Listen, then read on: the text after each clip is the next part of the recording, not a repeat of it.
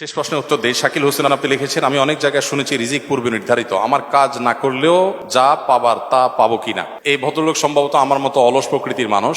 তিনি চাচ্ছেন যে আল্লাহ যেহেতু রিজিক নির্ধারিত করে রাখছেন, তাহলে এত কষ্ট করে লাভ কি, শুয়ে থাকি। অনেক যুবক আছেন আমাদের কাছে প্রশ্ন দেন, দিয়ে বলেন, ভাই এমন কোন আমল বলে দেন যে আমল করলে আল্লাহ তাআলার কাছ থেকে আমি বিপুল পরিমাণ টাকা পয়সা পাবো, আমার আর কিচ্ছু করতে হবে না, এত হ্যাসেল নিতে চাই না। অনেকে একটা নির্দিষ্ট অ্যামাউন্টের কথা বলে দেন যে আল্লাহ তোমার কাছে বেশি চাই না, এই লাখ দশেক টাকা দিলে আমার চলবে। আল্লাহ সুবহানাহু ওয়া তাআলাকে বাজেট ঠিক করে দেয়। তো এগুলো ভুল। দোয়ার মধ্যে যদি এরকম ভুলভাল দোয়া করি তাহলে তার পরিণতিও খুব ভুলভাল হবে। আপনারা অনেক গল্প ঘটনা এই সংক্রান্ত জানেন, আমি আর সেদিকে যে সময় নষ্ট করতে চাই না। আপনি অলস হয়ে শুয়ে থেকে যদি রিজিক চান তো মনে রাখবেন এটা কোনো মুসলিমের প্রত্যাশা হতে পারে না। আল্লাহ সুবহানাহু ওয়া তাআলা বলেছেন, ফাইদা কুদিয়াতিস সালাহ ফান্তাশিরু ফিল আরদি ওয়াবতাগু মিন ফাদলিল্লাহ। নামাজ যখন শেষ হয় আল্লাহ বলেছেন মসজিদ থেকে বের হও, ছড়িয়ে পড়ো তোমার আল্লাহর জমিনে এবং উপার্জন, হালাল উপার্জনের জন্য বেরিয়ে পড়ো এবং হালাল উপার্জন আহরণ করে নিয়ে আসো। অতএব মুসলমান পরিশ্রম করবেন, উপার্জনের জন্য চেষ্টা করবেন, এটাই কিন্তু ইসলাম বলে। বিধায় সেই জায়গা থেকে একজন মুসলমান অলস হবে না। নবী সাল্লাল্লাহু আলাইহি ওয়াসাল্লাম দোয়া করেছেন, আল্লাহ আপনার কাছে অলসতা থেকে আমি পানা চাই। আমরা দোয়া করবো আল্লাহর কাছে। এবং সেই সাথে আরেকটি কথা বলতে হবে, তা হলো যারা মনে করেন যে বসে বসে শুয়ে শুয়ে খাবো, এরকম কোনো ব্যবস্থা হলে ভালো হতো, তারা মূলত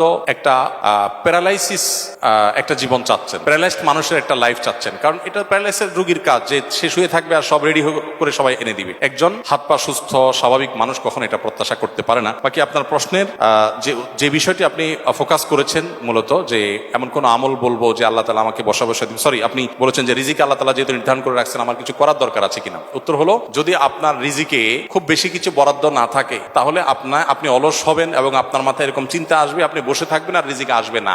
আপনার রিজিক কতটুকু আছে সেটা আপনার অ্যাটিটিউড এবং অ্যাটিটিউড আপনার পরবর্তী আপনার যে প্রাপ্তি সেটা দেখে বোঝা যাবে। এজন্য একজন মানুষ তাই পাবে যা তার রিজিকে আছে। রিজিকে আছে বিধায় আমি শুয়ে থাকি, এ কথা চিন্তা করে যদি আপনি শুয়ে থাকেন আপনার রিজিকে কিছু না আসে, তাহলে বুঝতে হবে আপনি কপাল পড়া, আপনার রিজিকে আসলে কিছু ছিলই না। আর যদি আপনি পরিশ্রমী হন, পরিশ্রম করেন এবং ভালো কিছু পান, তাহলে বুঝতে হবে যে আপনার রিজিকে এটাই ছিল। মনে রাখবেন, হবে সেটাই যেটা আমাদের রিজিকে আছে। আমাদের রিজিকে যা আছে তার বাইরে কোনো কিছু হবে না। আমরা চাইলেও হবে না, না চাইলেও হবে না। বহু মানুষ আপনার চাইতে অনেক বেশি পরিশ্রম করেছে। ঢাকা শহরে অনেকে গল্প দেয় যে আমি অনেক কষ্ট করেছি জীবনে, আজ এ পর্যন্ত আমি এসেছি, এরকম অনেকে বলেন। এই বলাগুলো অহংকার বশত হয়ে থাকে। তার চাইতে বেশি অনেক চেষ্টা করে মানুষ রাস্তা করে, ঠিক না ঠিক? বিধায় এটা আল্লাহ তাআলার রহমত ছাড়া কখনো হবে না। রিজিকে যা আছে তাই আসবে, কিন্তু আল্লাহ তাআলা আপনাকে বসে থাকতে বলেন। আল্লাহ বলেছেন রিজিকে যা আসবে এটা বিশ্বাস করবা আর শ্রমের জায়গায় তুমি ঠিকই শ্রম দিবা, তাহলে রিজিকে যা আছে তাই আসবে। আর পরিশ্রম করার কারণে আল্লাহর কাছে তুমি রিজিক পাওয়ার না পাও, আল্লাহর নির্দেশ পাওয়ার কারণে তুমি সওয়াব পাবে ইনশাআল্লাহ তাআলা। জাযাকুমুল্লাহ খাইর। আল্লাহ তাআলা আমাদের সবাইকে আমলের তৌফিক দান।